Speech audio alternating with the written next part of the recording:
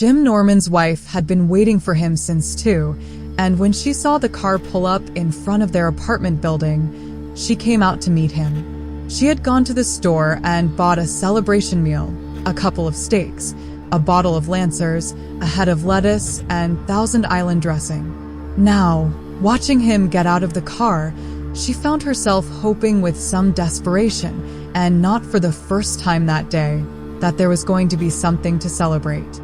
He came up the walk, holding his new briefcase in one hand and 4 texts in the other. She could see the title of the top one, Introduction to Grammar. She put her hands on his shoulder and asked, "How did it go?" And he smiled.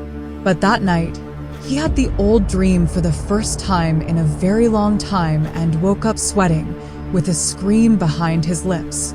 His interview had been conducted by the principal of Harold Davis High School and the head of the English department. The subject of his breakdown had come up. He had expected it would. The principal, a bald and cadaverous man named Fenton, had leaned back and looked at the ceiling. Simmons, the English head, lit his pipe. "I was under a great deal of pressure at the time," Jim Norman said. His fingers wanted to twist about in his lap, but he wouldn't let them. "I think we understand that," Fenton said, smiling. "And while we have no desire to pry, I'm sure we'd all agree that teaching is a pressure occupation, especially at the high school level. You're on stage 5 periods out of 7, and you're playing to the toughest audience in the world. That's why," he finished with some pride, "teachers have more ulcers than any other professional group, with the exception of air traffic controllers." Jim said, "The pressures involved in my breakdown were extreme." Fenton and Simmons nodded non-committal encouragement, and Simmons clicked his lighter open to rekindle his pipe. Suddenly the office seemed very tight, very close. Jim had the queer sensation that someone had just turned on a heat lamp over the back of his neck. His fingers were twisting in his lap, and he made them stop. "I was in my senior year and practice teaching. My mother had died the summer before, cancer, and in my last conversation with her, she asked me to go right on and finish. My brother, my older brother, died when we were both quite young. He had been planning to teach, and she thought."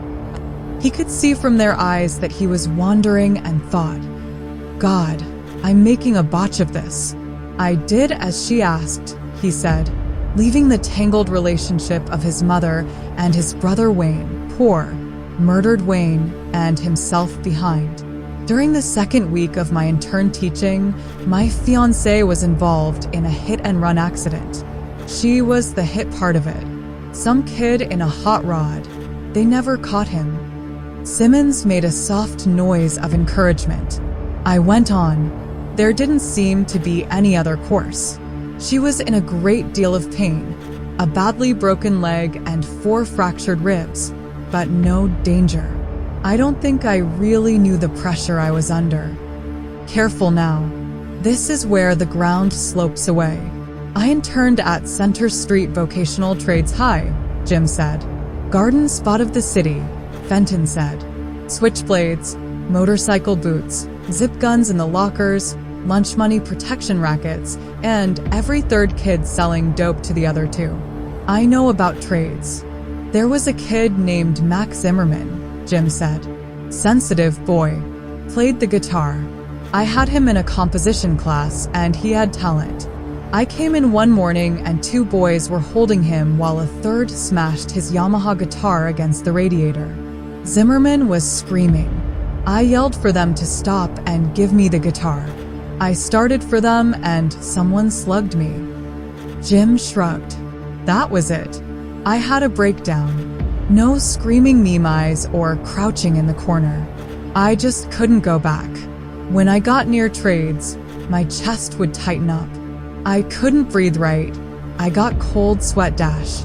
That happens to me too," Fenton said amiably. "I went into analysis.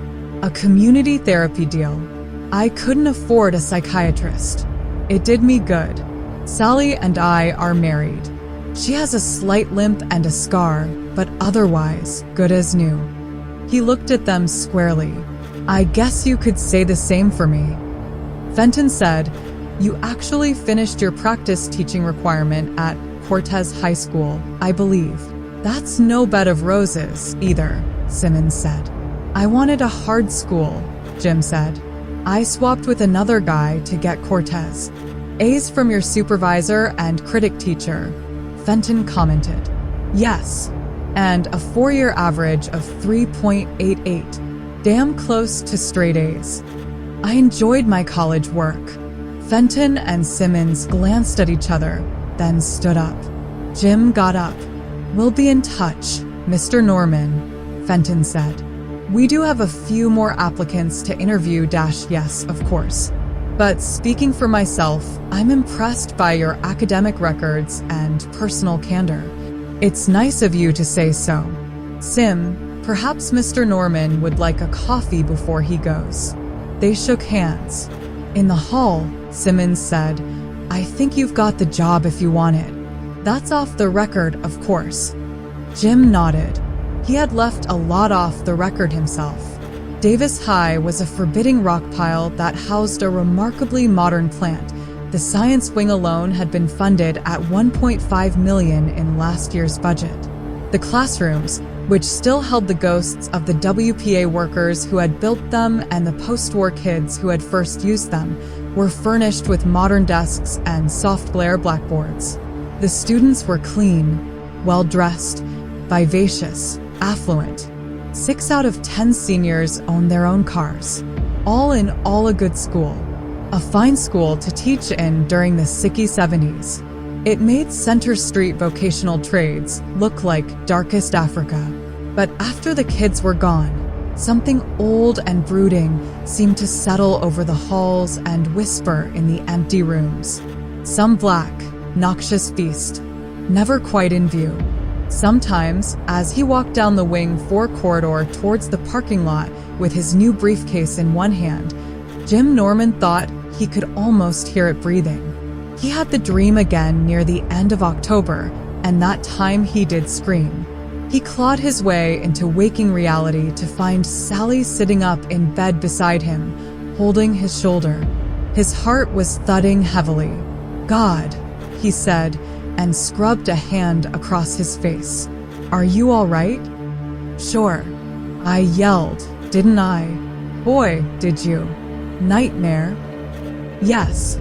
Something from when those boys broke that fellow's guitar? No, he said. Much older than that. Sometimes it comes back, that's all. No sweat. Are you sure? Yes. Do you want a glass of milk? Her eyes were dark with concern. He kissed her shoulder. No. Go to sleep. She turned off the light and he lay there, looking into the darkness.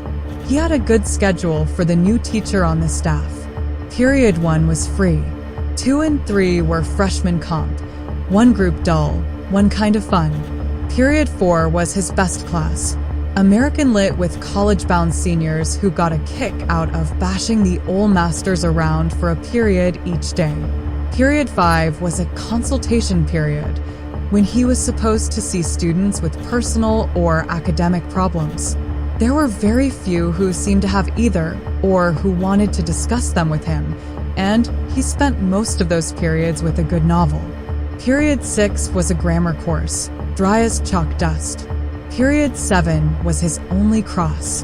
The class was called Living with Literature, and it was held in a small box of a classroom on the 3rd floor. The room was hot in the early fall and cold as the winter approached. The class itself was an elective for what school catalogs coyly call the slow learner. There were 27 slow learners in Jim's class, most of them school jocks. The kindest thing you could accuse them of would be disinterest, and some of them had a streak of outright malevolence. He walked in one day to find an obscene and cruelly accurate caricature of himself on the board with Mr. Norman unnecessarily chalked under it. He wiped it off without comment and proceeded with the lesson in spite of the snickers. He worked up interesting lesson plans, included A/V materials, and ordered several high-interest, high-comprehension texts, all to no avail. The classroom mood veered between unruly hilarity and sullen silence. Early in November, a fight broke out between two boys during a discussion of mice and men.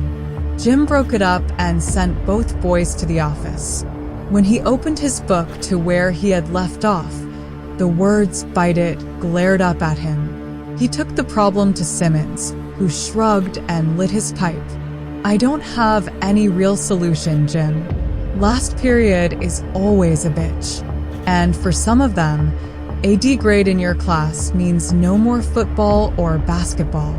And they've had the other gut English courses, so they're stuck with it." "And me too," Jim said glumly. Simmons nodded. "Show them you mean business, and they'll buckle down, if only to keep their sports eligibility." But period 7 remained a constant thorn in his side. One of the biggest problems in living with Lit was a huge, slow-moving moose named Chip Osway. In early December, during the brief hiatus between football and basketball, Osway played both. Jim caught him with a crib sheet and ran him out of the classroom. "If you flunk me, we'll get you, you son of a bitch," Osway yelled down the dim third-floor corridor. "You hear me. Go on," Jim said. "Don't waste your breath. We'll get you, creepo." Jim went back into the classroom. They looked up at him blandly, faces betraying nothing. He felt a surge of unreality, like the feeling that had washed over him before. "We'll get you, creepo." He took his grade book out of his desk, opened it to the page titled "Living with Literature," and carefully lettered an F in the exam slot next to Chip Osway's name. That night, he had the dream again. The dream was always cruelly slow. There was time to see and feel everything.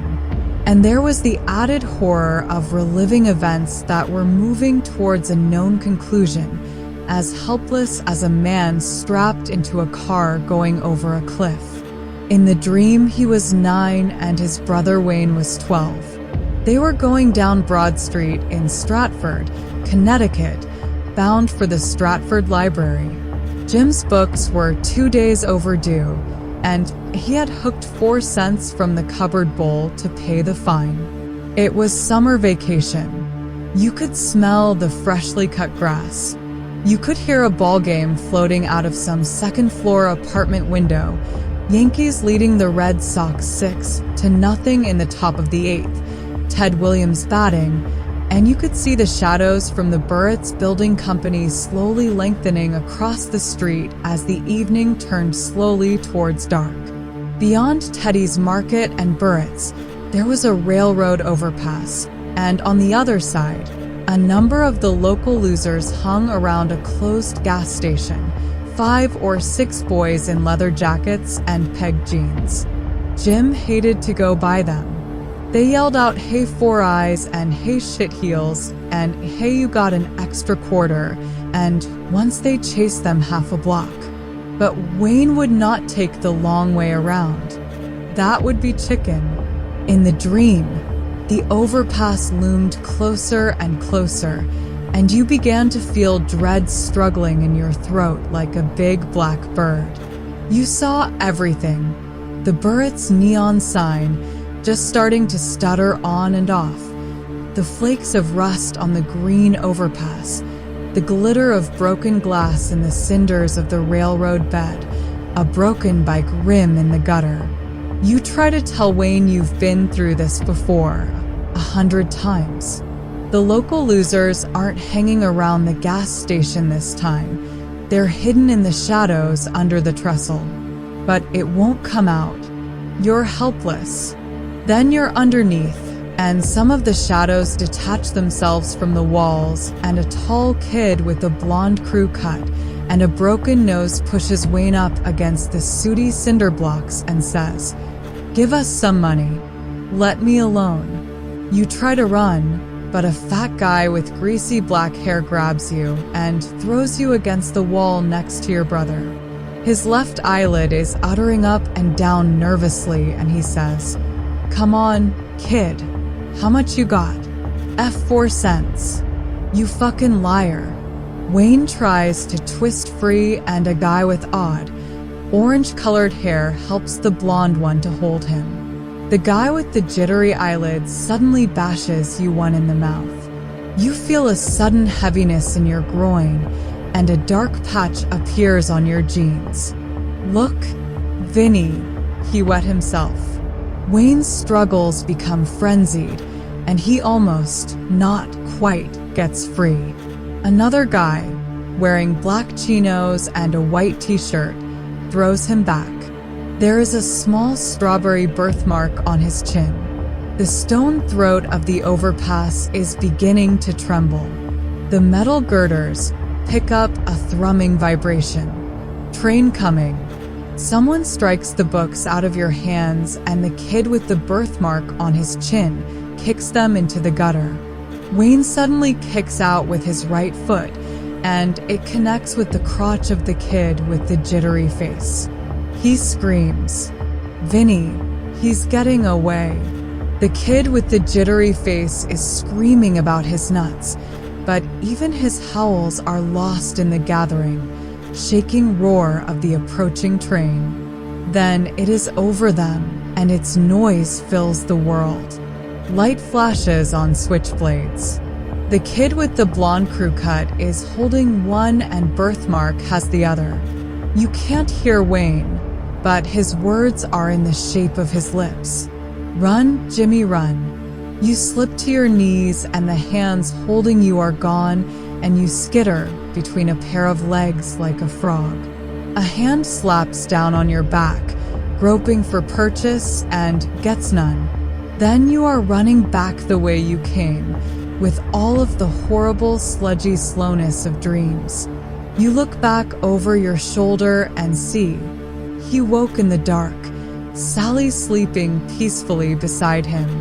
He bit back the scream, and when it was throttled, he fell back. When he had looked back into the yawning darkness of the overpass, he had seen the blonde kid and the birthmarked kid drive their knives into his brother. Blondies below the breastbone, and birthmarks directly into his brother's groin. He lay in the darkness, breathing harshly, waiting for that 9-year-old ghost to depart, waiting for honest sleep to blot it all away. An unknown time later, it did. The Christmas vacation and semester break were combined in the city school district, and the holiday was almost a month long. The dream came twice, early on, and did not come again. He and Sally went to visit her sister in Vermont and skied a great deal. They were happy. Jim's living with lit problems seemed inconsequential and a little foolish in the open, crystal air. He went back to school with a winter tan, feeling cool and collected. Simmons caught him on the way to his Period 2 class and handed him a folder. New student, Period 7. Name is Robert Lawson. Transfer. Hey, I've got 27 in there right now, Sim. I'm overloaded. Kropka. You've still got 27. Bill Stearns got killed the Tuesday after Christmas. Car accident. Hit and run. Billy. The picture formed in his mind in black and white, like a senior photograph. William Stearns, Key Club 1, Football 1, 2, Penn and Lance 2. He had been one of the few good ones in living with lit. Quiet, consistent A's and B's on his exams.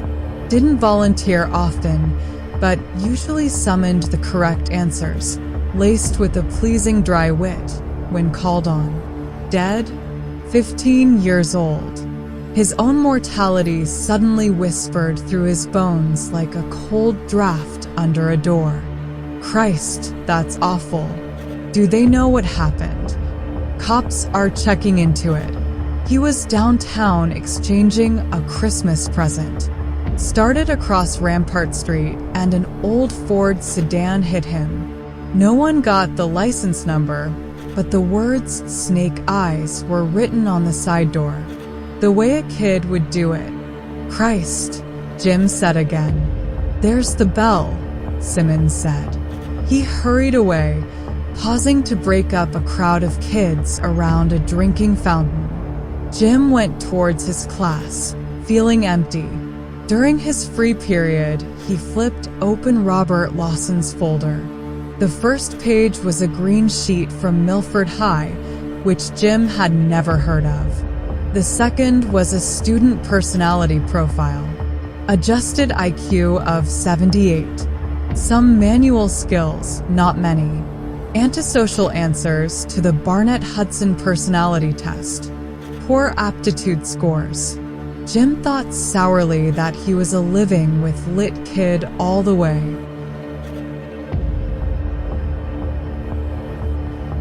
The next page was a disciplinary history, the yellow sheet. The Milford sheet was white with a black border, and it was depressingly well filled. Lawson had been in 100 kinds of trouble. He turned the next page, glanced down at a school photo of Robert Lawson, then looked again. Terror suddenly crept into the pit of his belly and coiled there, warm and hissing. Lawson was staring antagonistically into the camera, as if posing for a police mug shot rather than a school photographer. There was a small strawberry birthmark on his chin. By period 7, he had brought all the civilized rationalizations into play. He told himself there must be thousands of kids with red birthmarks on their chins. He told himself that the hood who had stabbed his brother that day 16 long dead years ago would now be at least 32. But climbing to the 3rd floor, the apprehension remained. And another fear to go with it. This is how you felt when you were cracking up. He tasted the bright steel of panic in his mouth. The usual group of kids was horsing around the door of room 33, and some of them went in when they saw Jim coming. A few hung around, talking in undertones and grinning. He saw the new boy standing beside Chip Osway. Robert Lawson was wearing blue jeans and heavy yellow tractor boots, all the rage this year. "Chip, go on in. That an order?" He smiled vacuously over Jim's head. "Sure. You flunked me on that test?" "Sure. Yeah, that's." The rest was an under-the-breath mumble. Jim turned to Robert Lawson. "You're new," he said. "I just wanted to tell you how we run things around here." "Sure, Mr. Norman." His right eyebrow was split with a small scar, a scar Jim knew. There could be no mistake. It was crazy, it was lunacy, but it was also a fact. 16 years ago, this kid had driven a knife into his brother. Numbly, as if from a great distance, he heard himself beginning to outline the class rules and regulations.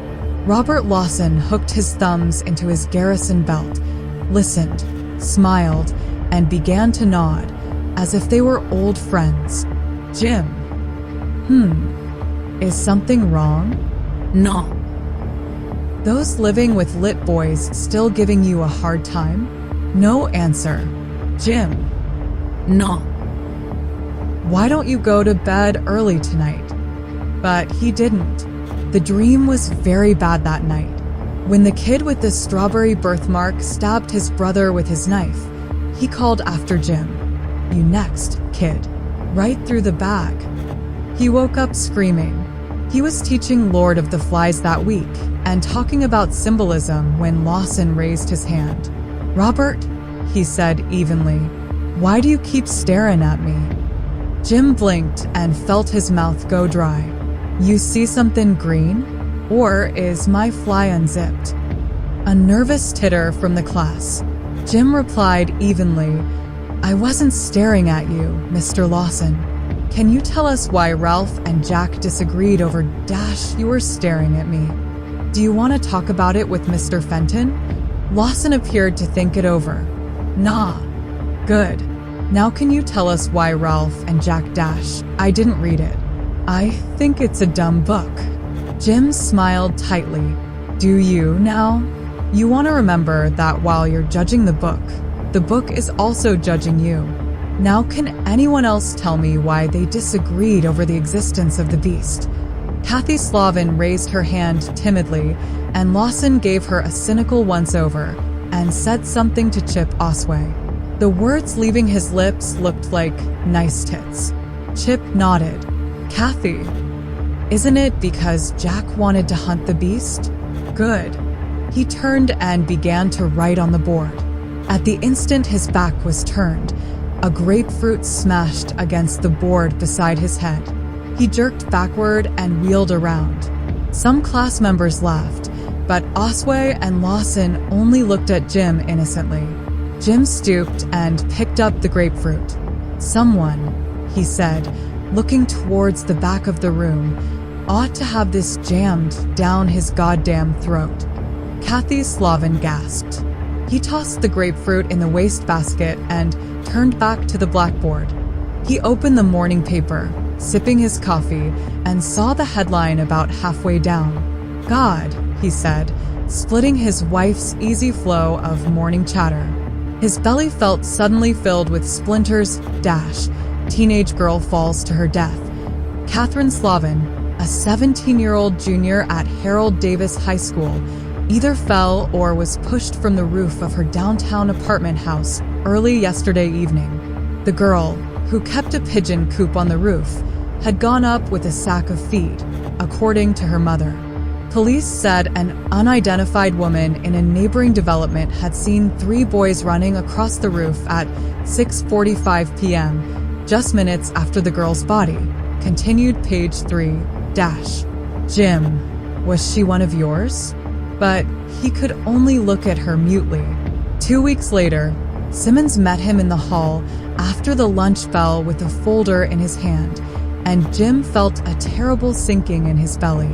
New student, he said flatly to Simmons. Living with Lit. Sim's eyebrows went up. How did you know that? Jim shrugged and held his hand out for the folder. Got to run, Simmons said. Department heads are meeting on course evaluations. You look a little rundown. Feeling okay? That's right, a little rundown. Like Billy Stearns. Sure, he said. That's the stuff, Simmons said, and clapped him on the back. When he was gone, Jim opened the folder to the picture, wincing in advance, like man about to be hit. But the face wasn't instantly familiar. Just a kid's face. Maybe he'd seen it before, maybe not.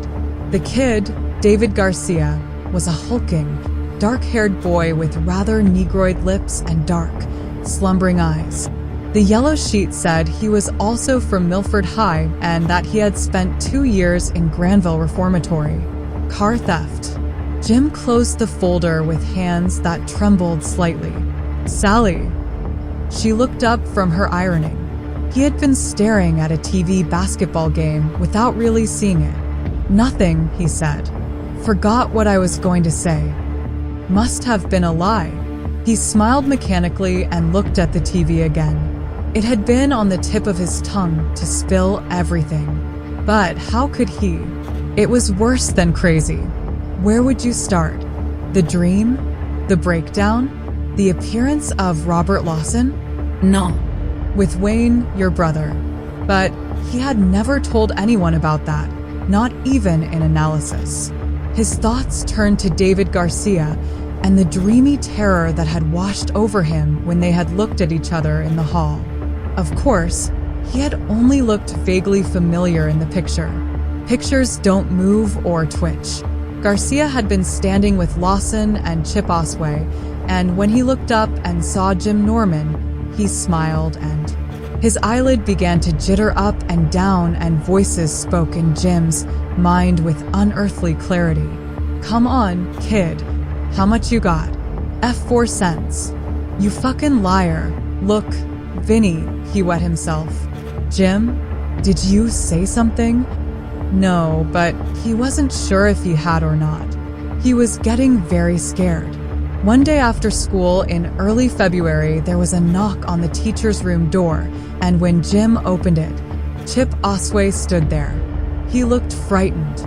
Jim was alone. It was 10 after 4, and the last of the teachers had gone home an hour before. He was correcting a batch of American Lit themes. "Chip," he said evenly. Chip shuffled his feet. "Can I talk to you for a minute, Mr. Norman?" "Sure. But if it's about that test, you're wasting your dash." "It's not about that." Can I smoke in here?" "Go ahead." He lit his cigarette with a hand that trembled slightly. He didn't speak for perhaps as long as a minute. It seemed that he couldn't. His lips twitched, his hands came together, and his eyes slitted, as if some inner self was struggling to find expression. He suddenly burst out, "If they do it, I want you to know I wasn't in on it. I don't like those guys. They're creeps." "What guys, Chip?" "Lawson and that Garcia creep." "Are they planning to get me?" The old dreamy terror was on him, and he knew the answer. "I liked them at first," Chip said. "We went out and had a few beers. I started bitching about you and that test, about how I was gonna get you, but that was just talk.